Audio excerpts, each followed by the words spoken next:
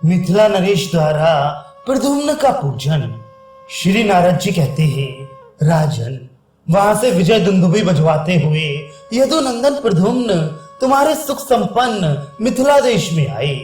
कलश शोभित अत्यंत ऊंचे स्वर्ण में सौच शिखरों से युक्त मिथिलापुरी को दूर से देखकर प्रद्युम्न ने उद्धव से पूछा। प्रद्युम्न बोले, मंत्री प्रवर, इस समय किसकी राजधानी मेरी दृष्टि में आ रही है, जो बहुसंख्यक महलों से भोगवतीपुरी की भांति शोभा पाती है। उद्धव ने कहा, माधव, ये राजा जनक की पुरी मिथिला है। इस समय यहाँ मिथिला नरेश महाभागवत विद्वान धृति रहते हैं। वे समस्त धर्मात्माओं में श्रेष्ठ हैं। श्री कृष्ण उनके इष्ट देव हैं और वे स्वयं भी श्री हरि को बहुत प्रिय हैं। उनके पुत्र का नाम बहुलाश्य है, जो बचपन से ही भगवान की भक्ति करने वाला है। उसे दर्शन देने के लिए साक्षात भगवान श्री कृष्ण यहाँ पधारेंगे। राजकुमार बहुलाश्य तथा ब्राह्मण श्रुतदेव को द्वारका में भगवान श्री कृष्ण बहुत ही याद किया करते हैं। प्रभु, इन्हें देवेंद्र भी नहीं जीत सकते, फिर मनुष्यों की तो बात ही क्या है, क्योंकि धृति ने अपनी पराभक्ति से श्री कृष्ण को वश में कर लिया है। श्री नारद जी कहते हैं, राजन, ये सुनकर भगवान श्री कृष्ण कुमार प्रद्युम्न उद्धव जी को अपना शिष्य बनाकर उनके साथ राजा धृति का दर्शन करने के लिए आए। उद्धव सहित प्रद्युम्न ने राजा की भक्ति की परीक्षा करने के लिए ही मिथिलापुरी को देखा। वहां के सभी वीर कवच और शस्त्र धारण करके माला और तिलक से सुशोभित थे। वे सबके सब माला द्वारा श्री कृष्ण नाम का जप करते थे। मिथिला के लोगों के द्वार द्वार पर श्री हरि के नाम लिखे थे और श्री कृष्ण के सुंदर सुंदर चित्र अंकित थे। मानद वहां घरों के प्रत्येक दीवार पर गदा, पद्म, 10 अवतार के चित्र और शंख चक्र अंकित थे। घर घर के आंगन में तुलसी के मंदिर दिखाई देते थे। इस तरह मिथिला के महलों को देखते हुए उन्होंने वहां के लोगों पर भी दृष्टिपात किया, जो सबके सब माला तिलकधारी भगवत भक्त थे। उन्होंने केसर अथवा कुमकुम के 12-12 तिलक लगा रखे थे।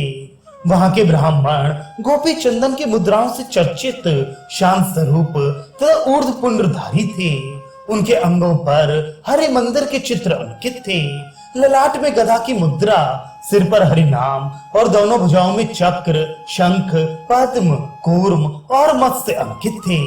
कितने ही लोगों ने मस्तक पर धनुष और बाण के चित्र तथा हृदय में नंदक नामक खड्ग, मूसल और हल्के चिन्ह धारण कर रखे थे।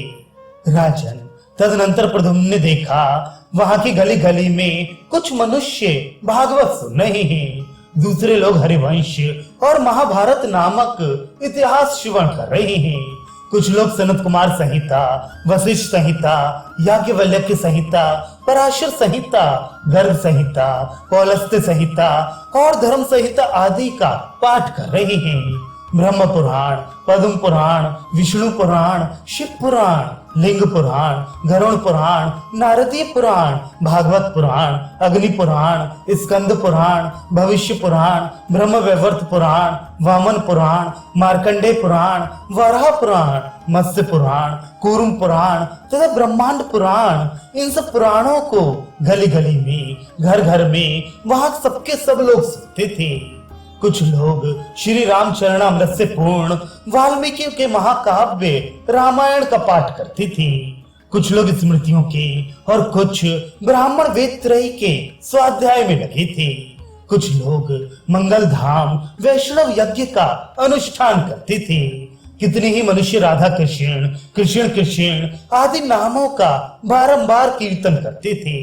कुछ लोग हरि कीर्तन में तत्पर रहकर नाचते और गाते थे। वहां के प्रत्येक मंदिर में मृदंग, ताल, झांझ और वीणा आदि मनोहर वाद्यों के साथ लोगों द्वारा किया जाने वाला हरि कीर्तन सुनाई पड़ता था। राजन, मिथिला के घर घर में वहां के निवासी प्रेम लक्षणा नवदा भक्ति करते थे। इस प्रकार नगरी का दर्शन करके भगवान प्रद्युम्न हरि ने राजद्वार पर पहुंचकर शीघ्र ही मैथिल नरेश का दर्शन किया। मैथिलेश की सभा में वेद व्यास, शुक मुनि, याज्ञवल्क्य, वशिष्ठ, गौतम, मैं और बृहस्पति बैठे थे। दूसरे भी धर्म के वक्ता तथा हरिनिष्ठ मुनि वहां मूर्तिमान वेद की भांति इधर उधर बैठे दिखाई देते थे। नरेश्वर मैथिलेंद्र धृति वहां भक्ति भाव से नतमस्तक होकर बलदेव जी के चरण पादुका की विधिवत पूजा कर रहे थे। वे श्री कृष्ण और बलदेव के मुक्तिदायक नामों का जप भी करते जाते थे। शिष्य सहित ब्रह्मचारी को आया देख राजा ने उठकर नमस्कार किया। उनके पाद्य आदि उपचारों से विधिवत पूजा करके मैथिलेश्वर राजा धृति दोनों हाथ जोड़कर उनके आगे खड़े हो गए। जनक ने कहा, भगवान, आपके पदार्पण से आज मेरा जन्म सफल हो गया। फिर राजभवन शुद्ध और परमोज्जल हो गया। देवता, ऋषि और पितर सब संतुष्ट हो गए। भगवान, आप जैसे निर्भ्रांत और समदर्शी साधु भूतल पर दीन जनों का कल्याण करने के लिए ही विचरते हैं। ब्रह्मचारी बोले, राज सिंह, आप धन्य हैं। आपकी ये मिथिलापुरी धन्य है तथा विष्णु भक्ति से भरपूर आपकी सारी प्रजा भी धन्य है। जनक ने कहा, प्रभु, ना तो ये नगरी मेरी है, न प्रजा मेरी है और न गिरह तथा धन धान्य मेरे हैं। स्त्री पुत्र और पौत्र आदि मेरे पास जो कुछ है वह सब भगवान श्री कृष्ण का है। साक्षात परिपूर्णतम भगवान श्री कृष्ण स्वयं असंख्य ब्रह्मांडों के अधिपति होकर गोलोक धाम में विराजते हैं। वे पुरुषोत्तम एक होकर भी स्वयं ही वासुदेव, संकर्षण, प्रद्युम्न और अनिरुद्ध इन चार व्यूहों के रूप में भूतल पर प्रकट हुए हैं। महामुनि ब्रह्मन शरीर, मन, वाणी, बुद्धि अथवा समस्त इंद्रियों द्वारा मैंने जो भी पुण्य कर्म किया है वह सब भगवान श्री कृष्ण को समर्पित है। ब्रह्मचारी ने कहा, महाभाग, विष्णु भक्त शिरोमणि, विदेहराज, तुम्हारी भक्ति से संतुष्ट हो भगवान श्री कृष्ण तुम्हें सायुज्य मोक्ष प्रदान करेंगे। जनक बोले, ब्राह्मण, मैं आप जैसे श्री कृष्ण भक्त महात्माओं का दास हूँ। मैंने अपने मन में किसी हेतु अथवा कामना को स्थान नहीं दिया है, अतः मैं एकत्व या सायुज्य रूपा मुक्ति पाना नहीं चाहता। ब्रह्मचारी ने कहा, राजन, तुम हेतु रहित होकर अहेतु की भक्ति करते हो, अतः निर्गुण भक्ति भाव के कारण तुम प्रेम के लक्षणों से संपन्न हो। साक्षात भगवान प्रद्युम्न दिग्विजय के लिए निकले हैं, वे आपके घर पर क्यों नहीं आए? इस बात को लेकर मेरे मन में महान संदेह हो गया है। जनक बोले, भगवान प्रद्युम्न साक्षात अंतर्यामी स्वयं श्री हरि हैं। वे सदा सर्वज्ञ और सर्वव्यापी हैं। फिर बताइए तो सही, क्या वे यहाँ नहीं हैं? ब्रह्मचारी ने पूछा, यदि ज्ञान दृष्टि से भी तुम श्री कृष्ण कुमार प्रद्युम्न को यहाँ निरंतर स्थित मानते हो, तो दिव्य दृष्टि वाले प्रहलाद की भांति तुम उनका यहाँ प्रत्यक्ष दर्शन कराओ। श्री नारद जी कहते हैं, बहुलाश्य यह सुनकर महाभागवत राजा धृति ने अपने मुख पर अश्रुधारा बहाते हुए गदगद वाणी में कहा। जनक बोले, यदि मेरे द्वारा भगवान श्री हरि की इस भूतल पर अहेतुकी भक्ति की गई है, तो श्री कृष्ण के पुत्र प्रद्युम्न मेरे सामने प्रकट हो जाएं। यदि मैं श्री कृष्ण भक्तों का दास हूँ, यदि मुझ पर उनकी कृपा है और यदि सर्वत्र मेरी श्री कृष्ण बुद्धि हो, तो मेरा ये मनोरथ पूर्ण हो जाए। नारद जी कहते हैं, बहुलाश्य, उनके इतना कहते ही श्री कृष्ण कुमार प्रद्युम्न तत्काल ब्रह्मचारी का रूप छोड़कर सबके देखते देखते अपने साक्षात स्वरूप से प्रकट हो गए। मेघों के समान श्याम कांति, प्रफुल्ल कमल दल के समान विशाल नेत्र, लंबी लंबी भुजाएं, जगत के लोगों का मन हर लेने वाला रूप सबके सामने प्रकट हो गया। उनके श्री अंगों पर पीतांबर शोभा दे रहा था। उनका शोभा संपन्न मुखारविंद मंडल नीली, घुंघराली, अलकावलियों से अलंकृत था।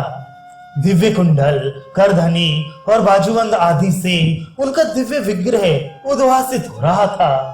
श्री कृष्ण कुमार प्रद्युम्न को इस प्रकार देखकर राजा धृति ने उनको हाथ जोड़कर साष्टांग प्रणाम किया। जनक बोले, भूमन, मेरा सौभाग्य महान एवं अत्यंत धन्य है। अहो, आज आपने मुझे अपने स्वरूप का साक्षात दर्शन कराया। आज मेरी महिमा कयाधु कुमार प्रहलाद के समान बढ़ गई। आज मैं अपने कुल सहित कृतार्थ हो गया। श्री प्रद्युम्न ने कहा, नृप श्रेष्ठ, तुम धन्य हो, मेरे प्रभाव को जानने वाले भक्त हो। मैं इस समय तुम्हारे भक्ति भाव की परीक्षा के लिए ही यहाँ आया था। मैथिलीश्वर, आज ही तुम्हें मेरा सारूप्य प्राप्त हो जाए और इस लोक में तुम्हारे बल, आयु और कीर्ति का अत्यंत विस्तार हो। नारद जी कहते हैं, राजन, तुम्हारे पिता धरती से पूजित हो भक्त वत्सल भगवान प्रद्युम्न वहां आए हुए संतों के सामने ही अपने शिविर की ओर चले गए।